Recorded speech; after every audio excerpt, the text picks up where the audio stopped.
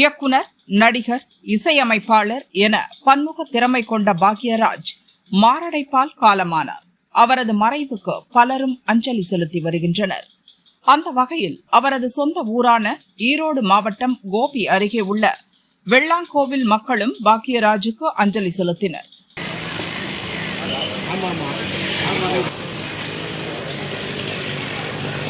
அவருடன் பழகிய நண்பர்கள், ஊர் மக்கள் கருப்பு பேட்ஜ் அணிந்து ஒன்று கூடினர்.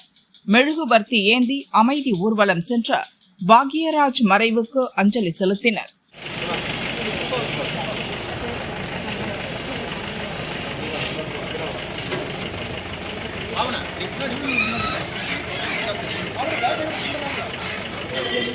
வெள்ளாங்கோவில் யானை அப்புச்சி விநாயகர் கோயில் அருகே ஊர்வலம் துவங்கியது.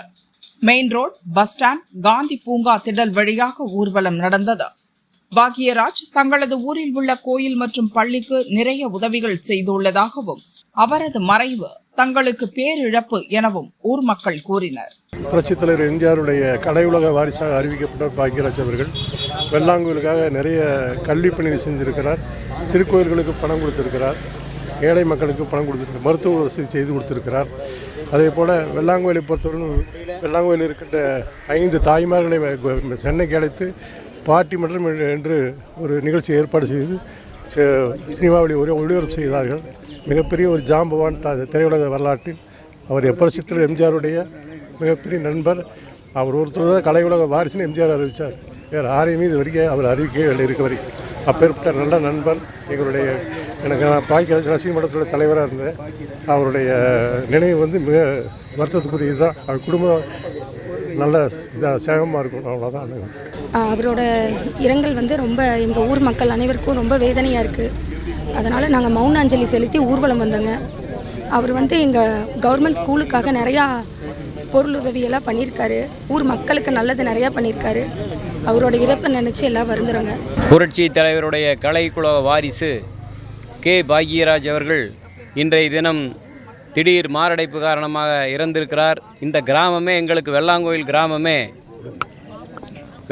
கிராமமே சோகத்தில் மூழ்கி இருக்கிறது.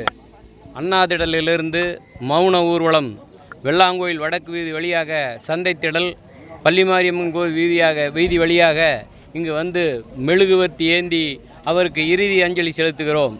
நாளைய தினம் காலையில் அவரது இறுதி ஊர்வலத்திற்கு ஒரு 50 பேர் செல்ல இருக்கிறோம். இறந்ததுக்கு எங்களுக்கு ரொம்ப மனவேதனையாக இருக்கிறது. அவங்க அம்மா இதே ஊரில் டாக்டர் அம்மாவை நிறைய டெலிவரி எல்லாம் பார்த்துருக்காங்க. 60-70 வருஷத்துக்கு முன்னாடிங்க. அவர் இங்கே இந்த ஸ்கூலில் 2வது 3வது படித்தார்.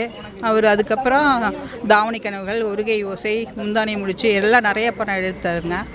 நல்லா படம் எடுத்து எல்லா மக்கள்கிட்டையும் நல்லா பழகினாருங்க. அதாவது கோயிலுக்கு ஸ்கூலுக்கு எல்லாம் நிறைய உதவி செஞ்சுருக்கிறாருங்க. மற்றது அவருடைய இழப்பு எங்களுக்கு ரொம்ப கஷ்டமாக இருக்குது.